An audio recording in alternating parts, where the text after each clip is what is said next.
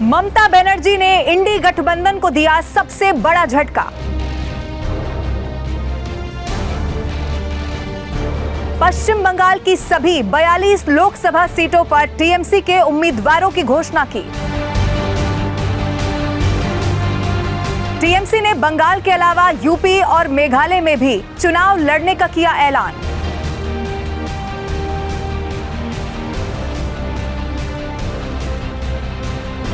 तो अब सवाल ये कि इंडी गठबंधन का इसके बाद आखिर क्या होने वाला है।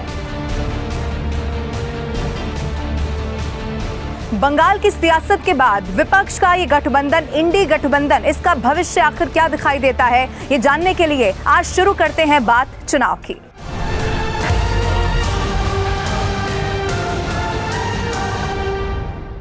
सबसे पहले आप ये जान लीजिए कि 42 पश्चिम बंगाल की सारी लोकसभा सीटें जिन पर टीएमसी ने अकेले अपने उम्मीदवारों की घोषणा कर दी है, यानी कि इंडी गठबंधन जो इससे पहले खबरें मिली थी कि चर्चा चल रही है, सीट शेयरिंग का फॉर्मूला तय हो चुका है या बातचीत अंतिम दौर में है, ये सब कुछ अब फेल हो गया क्योंकि टीएमसी ने अपने ही उम्मीदवारों की घोषणा यहां पर कर दी है।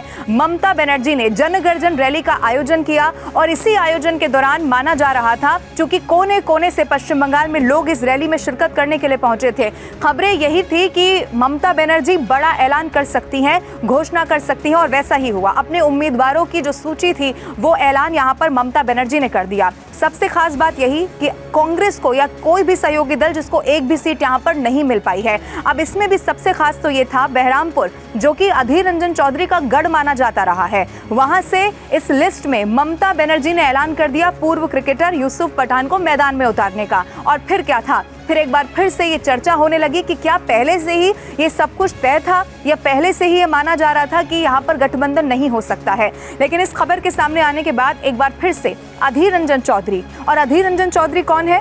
कांग्रेस बंगाल के अध्यक्ष हैं। उनका एक बयान एक बार फिर से मुझे याद आ गया। आपको याद होगा जब ममता बनर्जी पर निशाना साधते हुए अधीर रंजन चौधरी ने कहा था कि ममता बनर्जी और पीएम मोदी का कोई गहरा रिश्ता हो सकता है। उनके कहने का मतलब ये था कि ममता बनर्जी अगर सीट शेयरिंग का फॉर्मूला फाइनल नहीं कर पा रही हैं तो उसके पीछे भारतीय जनता पार्टी खुद एक बड़ी वजह है। अधीर रंजन चौधरी के बयान के बाद एक बात साफ है कि पहले से ही इंडी गठबंधन में खास तौर पर पश्चिम बंगाल के लिहाज से कुछ भी ठीक नहीं चल रहा था। लेकिन इसको लेकर जो राजनीति गर्म हुई है, अब उसकी भी बात कर लेते हैं। कांग्रेस महासचिव जयराम रमेश की बात करते हैं। जयराम रमेश ने एक बहुत बड़ा बयान दिया। जयराम रमेश की तरफ से एक बात कही गई। उन्होंने कहा कि आप देखिए, इंडी गठबंधन में खासतौर पर कांग्रेस ने आम आदमी पार्टी के साथ भी गठबंधन किया, यानी कि अलग राज्यों में सीट शेयरिंग की बात सामने आई, लेकिन पश्चिम बंगाल में ही आखिर क्यों नहीं हो पाया?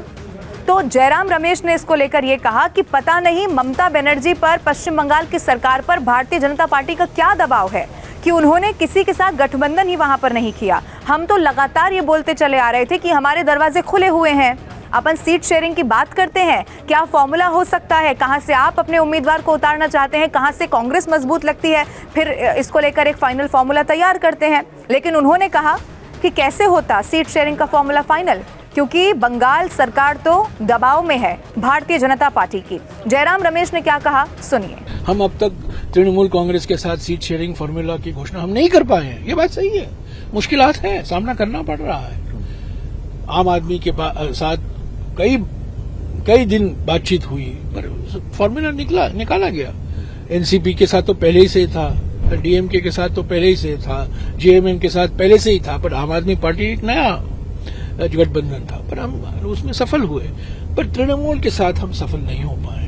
पर क्या ममता जी पर क्या दबाव है, बीजेपी क्या दबाव डाल रही है उन पर, मैं कुछ नहीं कह सकता हूं। पर मैं ये सिर्फ ये कह सकता हूं कि पहले दिन से मैं कह रहा हूं, प्रवक्ता होने के नाते, महासचिव होने के नाते, कि हमारे दरवाजे हमेशा के लिए खुले हैं तृणमूल के साथ। पर जो गठबंधन का जो सीट शेयरिंग फॉर्मूला है वो सम्मानित ढंग से तय होना चाहिए, ऐसा नहीं कि एक तरफा घोषणा हो जाए। अब एक मुद्दा जो पश्चिम बंगाल की राजनीति की अगर बात करेंगे सबसे ज्यादा केंद्र में बना हुआ है, तो वो मुद्दा है संदेश खाली का।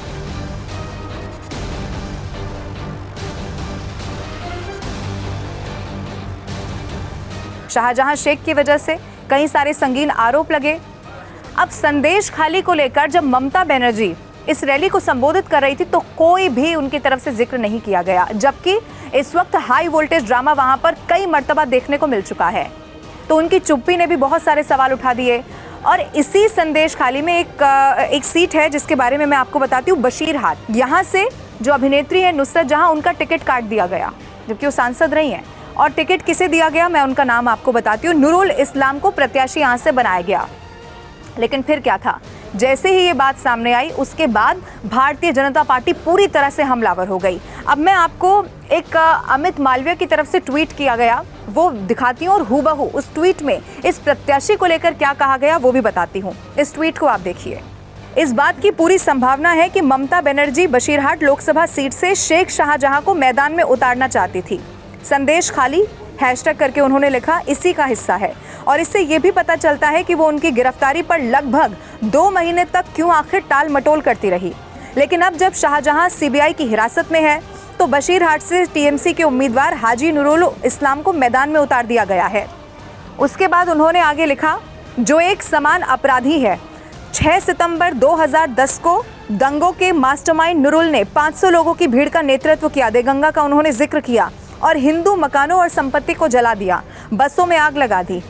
ये सब इसीलिए क्योंकि वो स्थानीय दुर्गा पूजा को रोकना चाहते थे।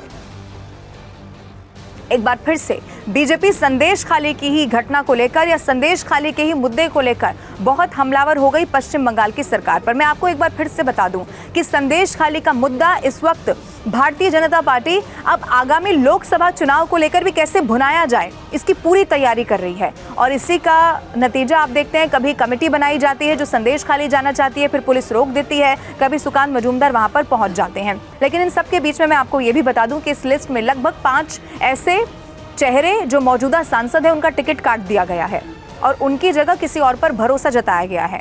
सवाल एक ये भी है कि आखिर अपने ही प्रत्याशियों का, यानी कि जो जिताऊ कैंडिडेट हैं, उनका टिकट ममता बनर्जी ने किस स्ट्रैटेजी के तहत काटा है, ये तो चुनाव के जब नतीजे सामने आएंगे तभी पता चल पाएगा। लेकिन एक बात और भी साफ है कि इंडी गठबंधन ही अब जो सहयोगी बताए जा रहे थे, इंडी गठबंधन ही अब ममता बनर्जी पर जबरदस्त हमलावर हो चुका है। सबसे ज्यादा सवाल ममता बनर्जी पर इसीलिए भी उठे क्योंकि शाहजहां शेख पर जो आरोप लगे थे वो तमाम महिलाओं ने लगाए थे। और फिर कहा यह गया कि ममता बनर्जी यानी कि एक महिला मुख्यमंत्री के होते हुए उनके प्रदेश में क्या ये सब कुछ चल रहा था, ममता बनर्जी को इसकी खबर नहीं थी। और अगर नहीं थी, जब ये मामला सामने आ गया तो आखिर जो अमित मालवीय ने भी ट्वीट में लिखा और ऐसा ही बीजेपी के तमाम नेताओं ने कहा कि आखिर टाल मटोल क्यों करती रही ममता बनर्जी। आखिरकार अब शाहजहां शेख तो सीबीआई की गिरफ्त में है, लेकिन अब ये सूची जारी होना और बंगाल में जो लोकसभा का चुनाव, जो तमाम सीटें 42 हैं, उन पर क्या ममता बनर्जी को इसका कोई सियासी फायदा होता हुआ दिखता है, या फिर बीजेपी इस बार संदेश खाली को एक बड़ा मुद्दा बनाकर यहाँ पर जो सीट का अपना आंकड़ा है वो बढ़ाने में कामयाब रहती है। ये सब कुछ देखना होगा और इंतजार इसके लिए करना होगा लोकसभा चुनाव 2024 के चुनावी नतीजों का।